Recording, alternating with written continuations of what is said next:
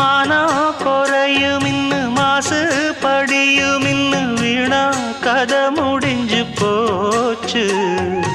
ஈசான மூலையில லேசான பள்ளி சத்தம் மாமன் பேர சொல்லி பேசுது. ஆறாத சோகந்தன்ன தீராம சேர்த்து வச்சு ஊரும் சேர்ந்து என்ன ஏசுது.